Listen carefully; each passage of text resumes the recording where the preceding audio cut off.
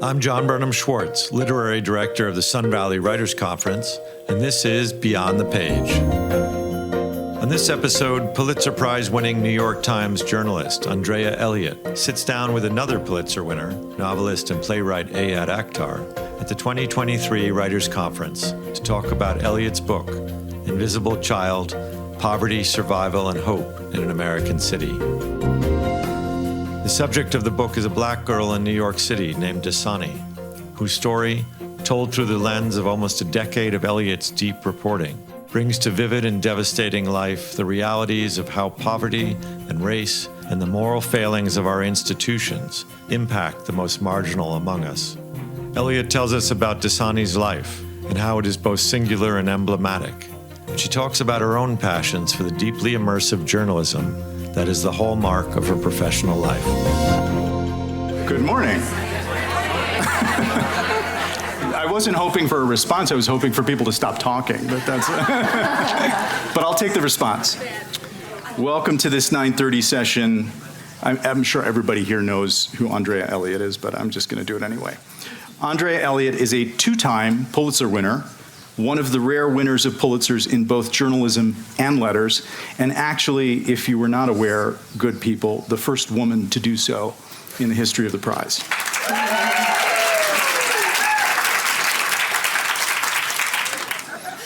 I feel so fortunate to call her a friend. Please welcome Andrea Elliot. Wow. Oh, wow. Thank you. I'm so honored to be up here sharing a stage with you, and also maybe a little daunted, I have to say. But, don't be. Okay. All right. Okay.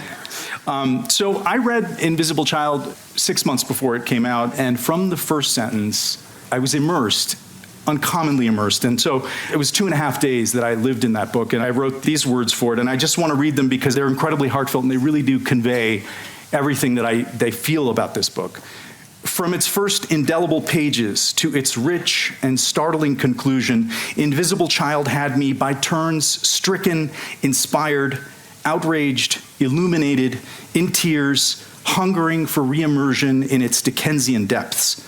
This book is so many things: a staggering feat of reporting, an act of profound civic love, an extraordinarily moving tale about the fierceness of family love, and above all, a future American classic.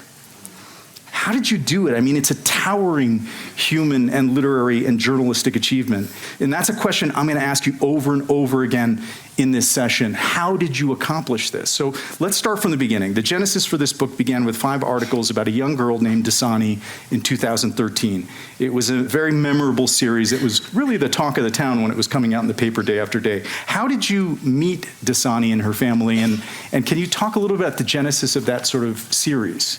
Yeah, it's interesting as I was hearing your words just now, and when I got that blurb, I think I jumped up and down. Like, I was in the airport. I remember where I was with my kids staring at me, practically screaming like a lunatic, like, oh my God, Ayad likes it.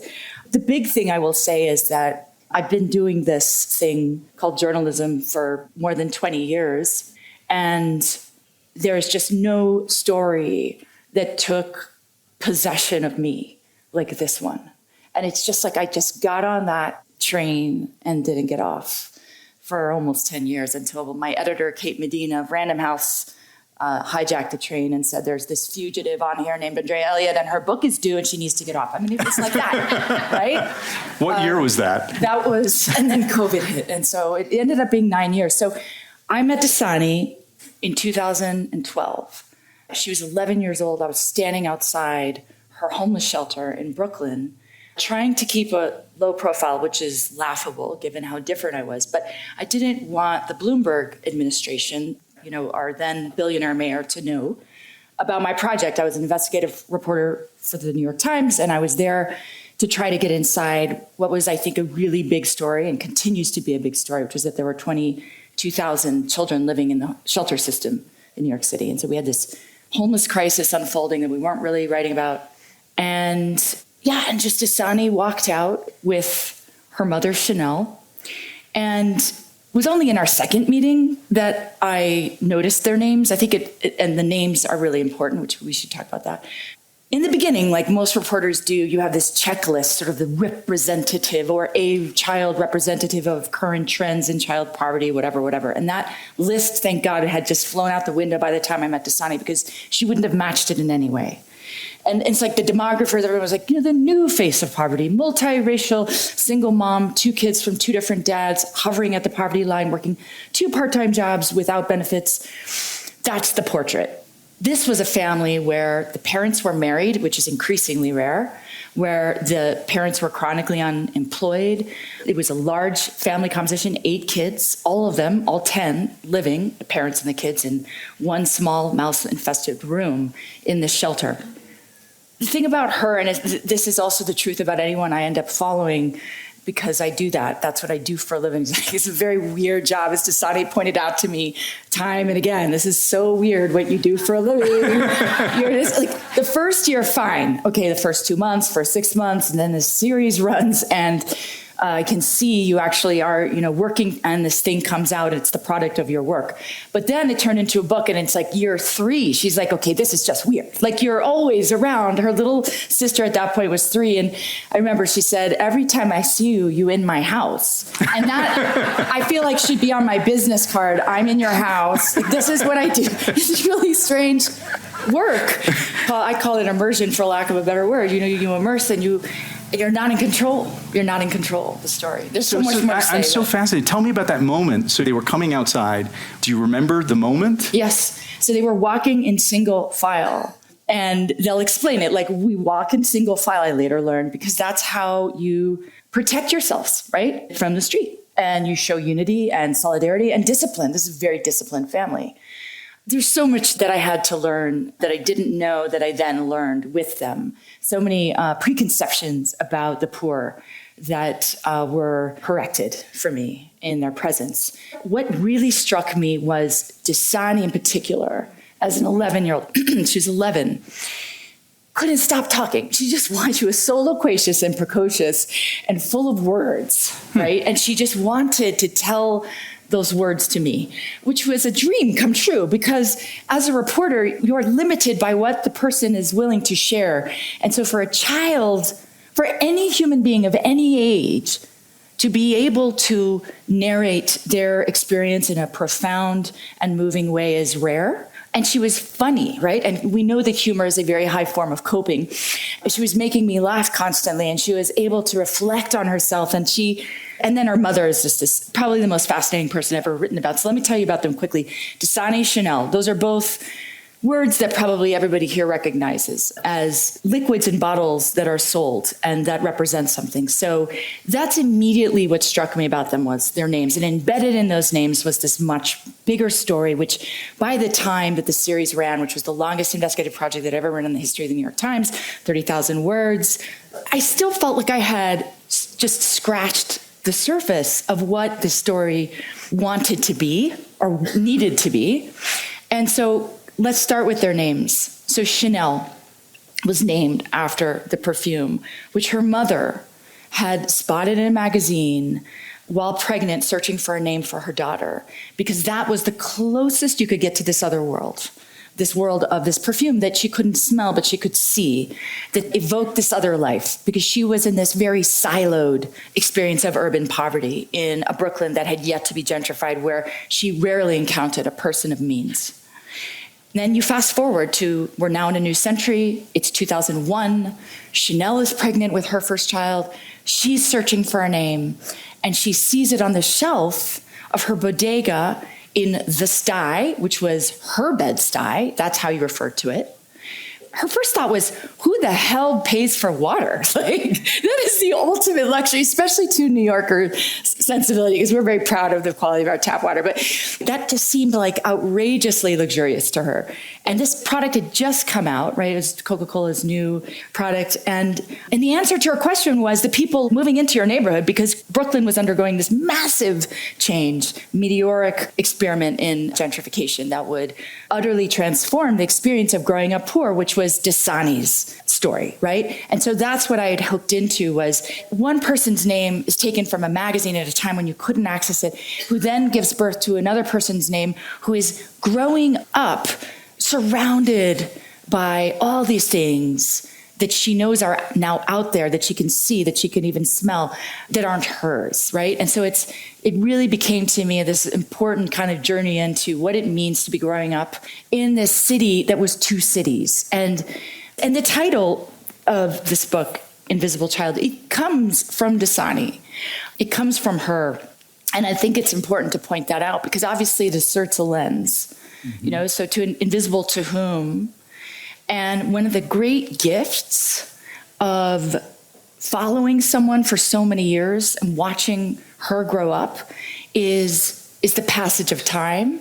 And then being able to watch that kid at 11 and then at 13 and then at 16 and then at 20. And texting with her this morning. Yeah, exactly. Yeah, for sure. It's more than a story. It's a reality for me, right? And so in the very beginning, she talked to me about her invisibility from the very beginning. She didn't name it quite the way she would later come to explain it, which is why it became the title. But in the very beginning, it was, I'm little. She was very little. That's the other thing. She was feisty and tiny and like 4'8", the smallest kid in her class, but also the fastest kid on the block. She could beat all the boys at push-ups and pull-ups, and she was on the honor roll. And just like this aspirational kid with this aspirational name. And she turned her tininess, I don't think that's even a word, but how little she was, she turned that into a superpower. She said, it helps me slip through things. See, because I'm small, I can just get right into the door before the subway doors close. I can go unnoticed. And it was the unnoticed that got really interesting in our conversations. And she would talk about this over the years more and more in terms of how she felt unseen, right? And that she was growing up in this city of contrast, of course.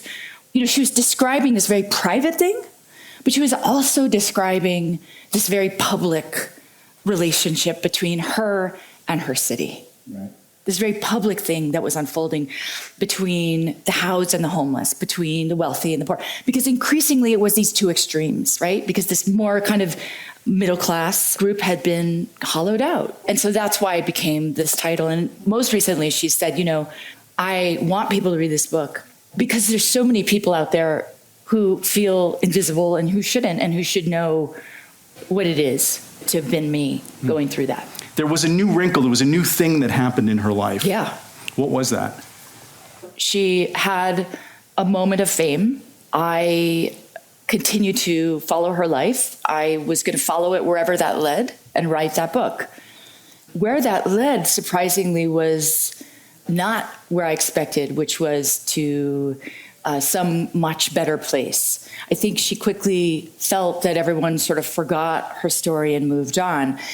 She was a kind of bruise in the reputation of Michael Bloomberg and a pawn for the incoming mayor, Bill de Blasio, who put her on his inaugural stage as he came in. And then everyone moved on, right? And here's also what happened. So materially, readers wanted to donate money, of course, right? Because you see something, you feel outraged, you're moved to action. And I just want to point out that I think the reason people felt that was because they could relate to her. It's not because she was so different, it's because they saw themselves in her story. Right. And that is the power of story, is finding what's universal in it. So they came to kind of identify with her in that original series, which I hope was much more powerfully the experience in the book. And then in a way, her problems became their problems, right? So that's how you force them to eat the spinach of policy, right? It's like, okay, now you're interested. Okay, let's talk about homeless policy. Let's talk about the poverty rate. Let's talk about all these things that are abstract notions that you would otherwise be looking for. One of my favorite reporters, Dan Barry in the New York Times, always says that readers, when they pick up the New York Times, they aren't looking for what to read. They're looking for what not to read. They're looking for an excuse to bail, basically, every story, right? And then your job is to keep them on the page, right? And so I think she kept them on the page, and then they disappeared. People offered money. Legal aid stepped in. They said to me before the story came out there, and I was an innocent in this regard. I didn't know what was coming. They said, we're going to set up a trust because the Times doesn't get involved in this, obviously. We're going to deal with this. So they set up this trust. Tens of thousands of dollars came in. And here's just a good fact to know about the family. They offered the family a choice. They said, you can have this money. Obviously, you have to give up your public benefits, right? Welfare, TANF, food stamps, the things that you rely on, because you're now going to have income. Or put this away for college and try to make things right slowly and surely, sort of. And this is a family that refused SSI, disability benefits for their children, which would have meant a boon financially for them. For many years, even though at least three of the kids qualified for this extra money, because they did not want their kids to carry that label that there was something deficient or wrong. They felt that they had enough unspoken or spoken labels imposed upon them. And many families are like that, but we don't see that necessarily when we think about the poor. And so they said, no, we'll just definitely put that away for college. We're going to stay the path. And so very little changed materially, frankly, for her. But one major thing did happen, which was that her principal, her public school principal, and this was her second home. So that school was absolutely central to Dasani's existence. And her principal gave up on the public school system as the answer for Dasani because she saw that it wasn't able to help her. It wasn't able to do enough. And so she said, I think, Dasani, you should apply to this boarding school. It exists to rescue poor children. It's called Hershey. It's named after Milton Hershey. It was created by him, the chocolate magnate, who left his entire fortune to this effort. It's the richest private school in America. In Hershey, Pennsylvania, the town also that he created, named after him, $17 billion endowment. And off she went. And we could talk about that. We're being introduced to the atmosphere of the book in such a beautiful way. In my comments, I invoke Dickens consciously, thinking of those extraordinary stories of the lower class that are burned into our larger cultural consciousness as paradigmatic, stories that expose the ways society fails our poor, our disadvantaged, but also epic tales about human struggle, about human beings and the human journey at its most archetypal. You know, something you said outside just before the event was Dasani and her family are living in a reality where so much is stripped away. And we here in Sun Valley with our 401ks and our, pied-à-terres and all of that sort of stuff sometimes live at some remove from the base reality that illness or death, loss can return us to that experience. They're at that level of experience all the time, and that's where you were writing about them from. I think of Dasani's parents, Chanel and Supreme, who are dysfunctional parents, to say the least, not able to do some things parents should be doing, or at least that the reader of the book would probably be judging them for, but that was actually not my experience. I was so immersed in their human struggles and felt so vividly the intense love they had for their family. It was an act of literary transmutation I found astonishing, all the more so because it's not fiction, it's reporting. Yes. I was relating to them as characters, then they had a durability and a dimensionality and an inevitable surprise that you get from great characters, but you were reporting things that you couldn't control.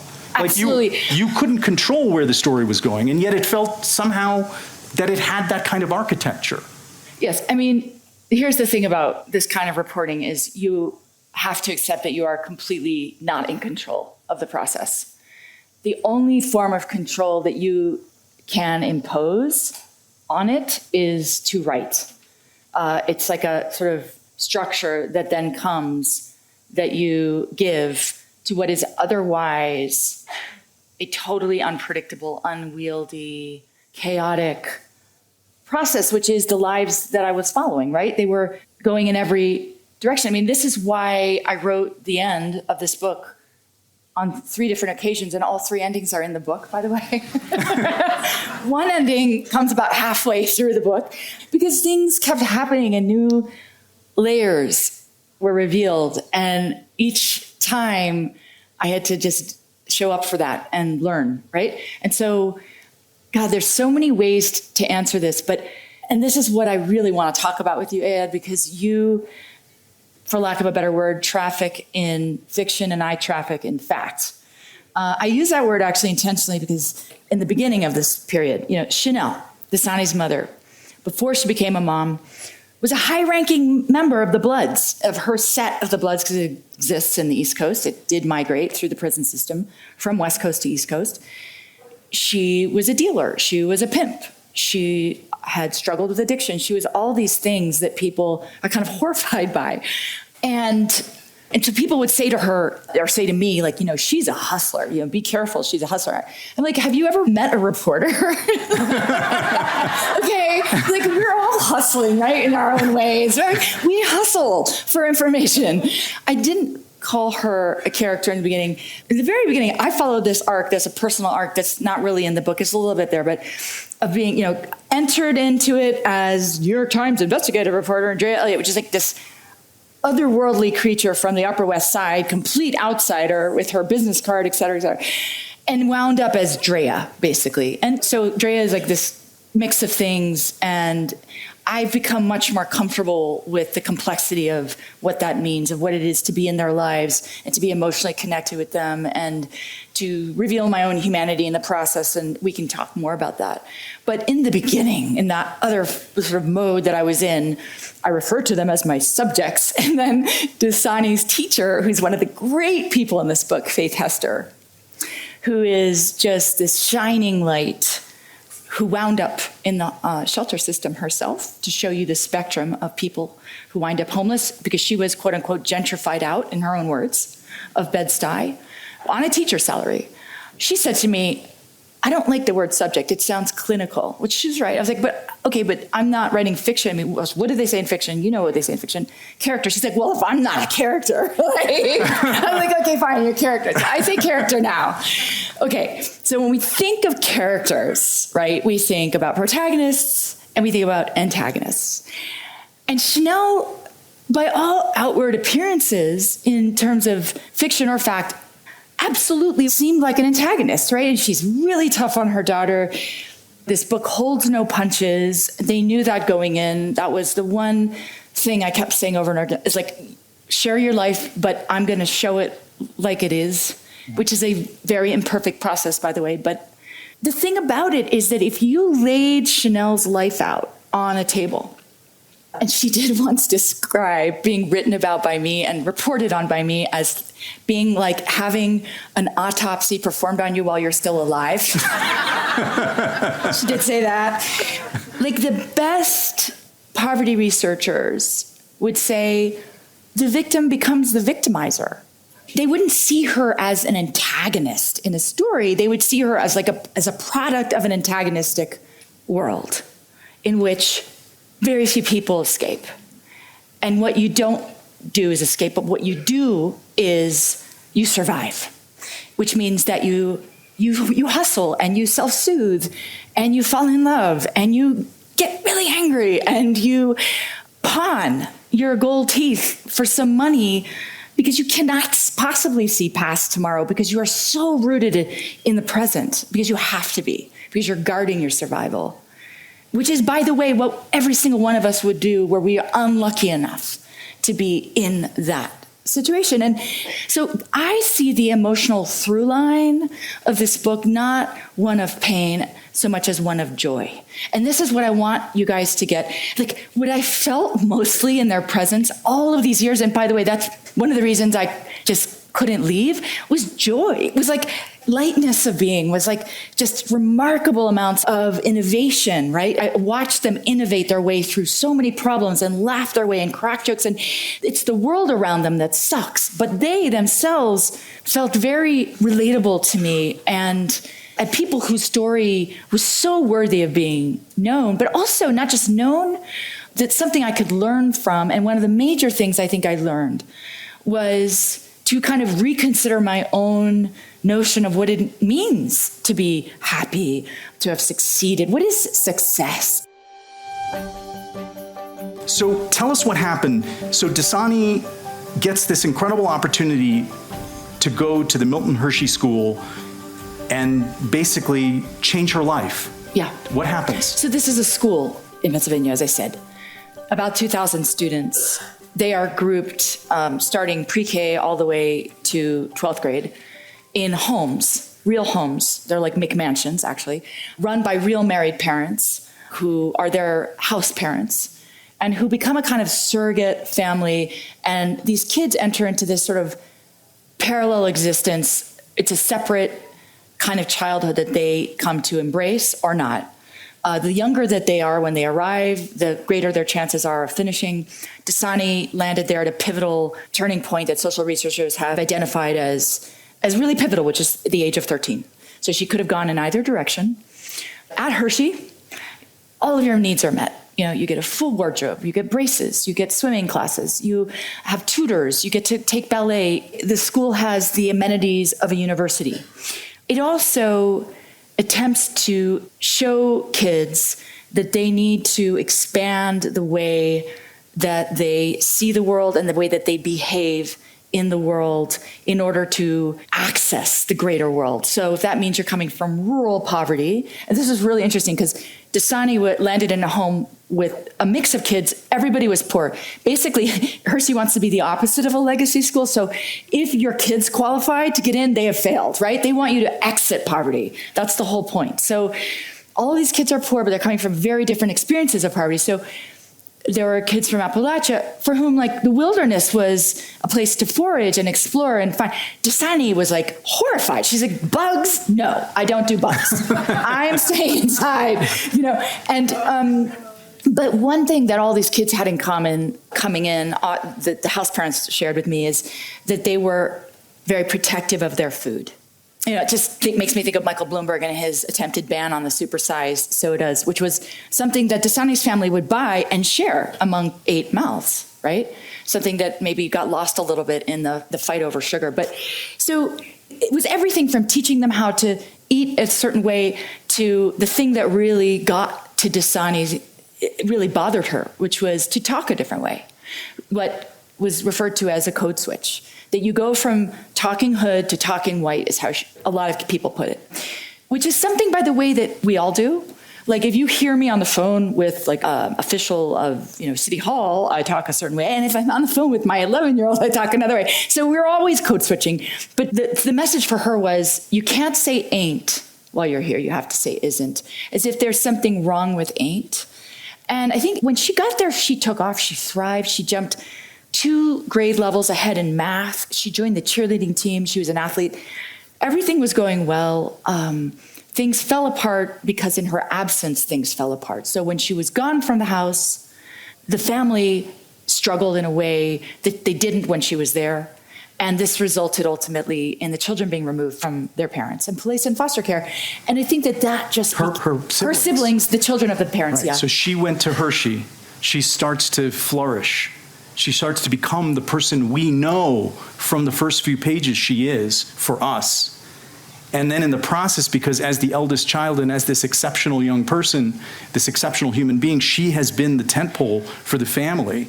And when she's gone, the family starts to fall apart. Chanel and Supreme, the kids, and then the kids are taken away. And she's in school. And left with, of course, survivor's guilt. But also, truly the belief that were she home, this wouldn't have happened. And I frankly don't discount that. She was a third parent in that home. She kept things running. And so many of the most gifted kids in a family like this is the great kind of irony. It's that the very things that promise to save them, the very skills, are also what their own parents rely on, right? And so there's this choice that she faced going off to Hershey, which is you have to choose between your family of origin and the American dream. This was essentially the message. In American literary terms, she's being offered a choice of being Tom Wingfield in The Glass Menagerie or George Bailey in It's a Wonderful Life. Right. I love that you keep finding the literary, truths in here. That's how right. I was relating to this book. Yes, yeah, thank you. And what does she choose? Okay. I want to preface this by saying that Mary Carr once said that the definition of a dysfunctional family is any family containing more than one member. Okay? We know this to be true, but most families, we love them, most of them. I think that Dasani felt that she was being asked to commit a form of kind of cultural suicide.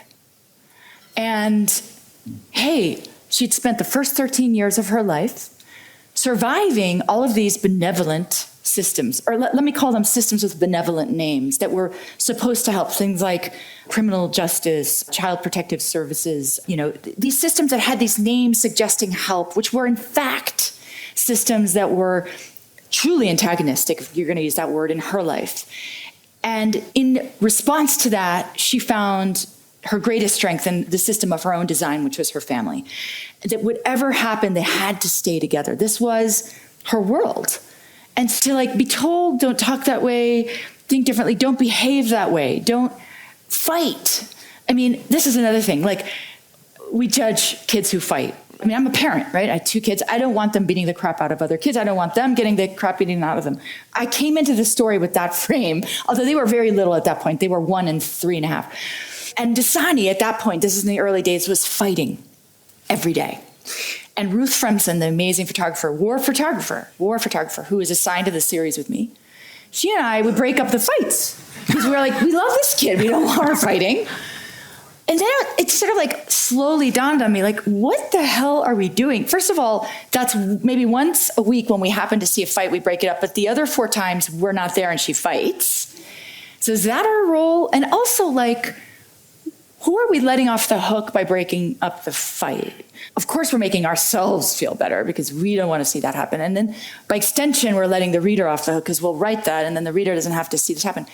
But is that our role? Or is our role to show what's happening, right? And by the way, what is happening? What's happening is, from one frame, horrible fighting and violence. No, from another frame, which is Chanel's frame and Dasani's frame, fighting is a rite of passage. Fighting is a point of pride. Fighting is self-protection. Fighting is your family name. This was a very big fact of Dasani's life that I was missing by getting in the middle of it. And so we had a meeting at the New York Times where we decided that we're going to let the next fight happen and document. And it was like a meeting, right? It was like 10 people are in this meeting up the chain. Jill Abramson, everyone, like, our job is not to intervene. But this is the kind of ethical stuff you're always wrestling with and then learning from, right? But the cultural suicide. So I think Dasani chose absolutely the right thing to stay alive in her heart, right? Which was her family. She needed to repatriate herself. I would go further. I feel like in my experience of the book, which was just tear-soaked, it's like that great Kierkegaard quote, someday the screws of life will tighten upon you as upon a rack and will force what's truly inside you to come out. And I think it's a great sort of paradigm for dramatic structure, that the circumstances tighten to reveal what sometimes even the character does not know about themselves. That's a perfect description of what happened to me writing this book. And I want you to say something about it, but I just want to finish this point, which is that I experienced the expression of her character with such surpassing nobility, that there was such nobility in her leaving Hershey.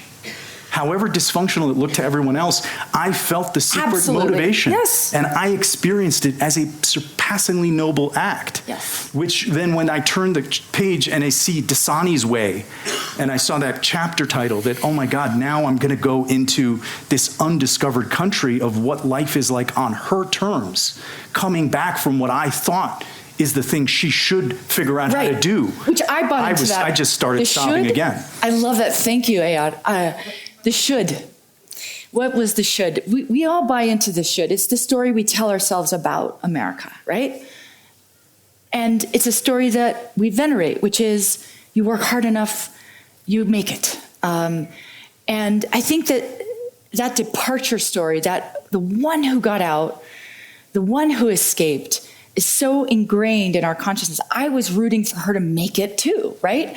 I wanted to see what this would catapult her to without kind of understanding that what Dasani would like is not to have to depart. She'd like to be able to thrive in place. Yeah. She'd like to have it both ways. She'd like to not have to abandon her community, abandon her family, abandon her place of origin, abandon her way of speaking, of loving the world, in order to thrive materially. She'd like both things. And that's the thing that I think, if anything, this book challenges is this escape narrative, this romantic kind of Horatio Alger myth of this is the answer, this is the way that if you work hard enough that you will make it out, disregards what happens if you're Dasani, who is an impossibly talented and gifted human being, whose story is far more representative, I think, of poor kids in America, the vast majority of whom cannot make it out because the barriers are too great. It's amazing. The book is both a deconstruction of what you're saying, of our idea of what success should be. I knew the word deconstruction would come up. Okay. Well, my I think God. Hernan is here, so we had to honor him with that. Hernan. Oh yes. Okay. Yeah, yes, there he is. But it is, again, to sort of that idea that literary space, I think, is created by asserting a meaning and then negating it. You both deconstruct the idea of success, and the book is a scathing indictment of our treatment of the poor. You do both at the same time. Yeah. Which is an extraordinary accomplishment. Thank you. Where is Dasani now? Okay. Dasani. I know you're still in touch because I said you. Yeah, we're very in touch. So Dasani was reunited with, now she's with 3 of her siblings and her mother under the same roof again after a long court battle. And one of my favorite moments, because among the many things that happened was this moment after that scene, where Dasani stands up in a family court in Staten Island and argues her own case. She was always a fan of Law and Order. So she was very, very convincing to the judge. I will just say this quickly about poverty, because people always ask me about, what does this story tell us about poverty? Well, there's 2 variables that when they were missing from Dasani's life, completely changed her, and when they were reinstated, made it okay again. One of those variables is family cohesion, the ability to be with her family, which was everything. And the other was just stability, economic stability. So the presence of cash, of a roof over her head. And when those 2 things were missing, it was all bad. And when those 2 things returned, she became the first person in her family to graduate from high school, the first to enroll in community college, and she just became a home health aide. And she's working as a home health aide. I'm so proud of her, but I'm also just noticing that she's doing this while living in the Bronx, feeling very rooted in her community and also in her possibilities, right? All at once. And I think that that's where the story needed to land for her, and that is where it landed. How did you share this story with them? Did they read it? How did they get it? And what did they think of it when they experienced it? So they were very much my co-conspirators in getting to the truth, and so incredibly brave in sharing the totality. To be poor is to be surveilled, which means if you're writing about rich people, it's very hard to find the paper trail. It's the exact opposite when you're talking about the poor, right? It's just so many systems that are following you, that are surveilling you, that this is a huge trove of records. And they were really instrumental in that. And they were very helpful to me in the process of writing it, because I didn't feel like I could show it to them until the very end, which I did do as part of the fact check, with the understanding that I was writing it. I was the writer, and I wasn't going to change things just because they didn't like it, but I wanted them to know what was coming, and I also wanted to get it right. And so Dasani said, I'll read it. And I was like, I don't believe you'll read it, because I have teenagers now and I know that they don't read. They do read, but they have a short attention span. And she's like, well, it's my life. I lived it. I don't need to read it. I was like, you definitely need to read it, because if someone wrote about my life, it wouldn't be necessarily the same as what I lived. And I basically kidnapped Dasani and Aviana and took them to Virginia, and I read it out loud to them over the course of 5 days. Dasani, I have a video of her reading the final paragraph out loud. I was like, just read it. And in the video, she's like, okay, that's the last line. I was like, yes. And she's like, the last line, we're done with the book. I said, yes. She's like, hallelujah. And she jumped on the table and started dancing. And I think it's because she was so sick of my voice by then.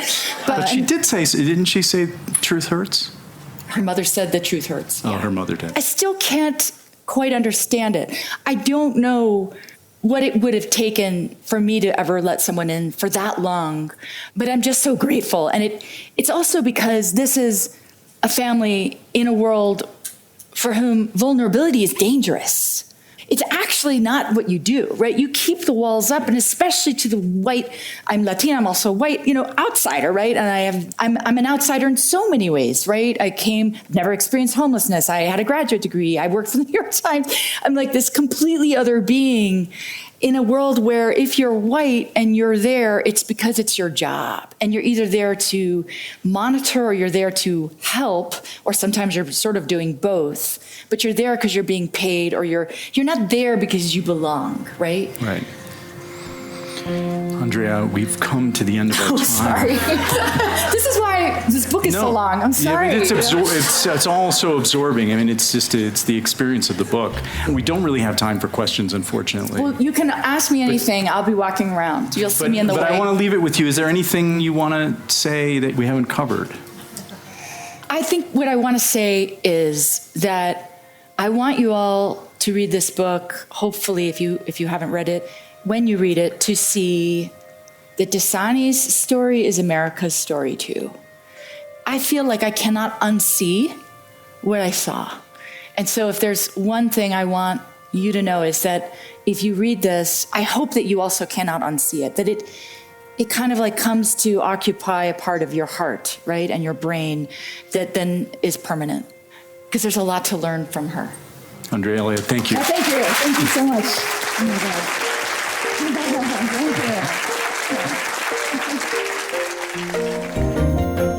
We hope you've enjoyed this episode of Beyond the Page. To learn more about the Sun Valley Writers Conference, please visit our website at svwc.com. And if you'd like to support what we do, please head over to iTunes to subscribe, rate, and review. We appreciate it very much. I'm John Burnham Schwartz, and thanks for listening.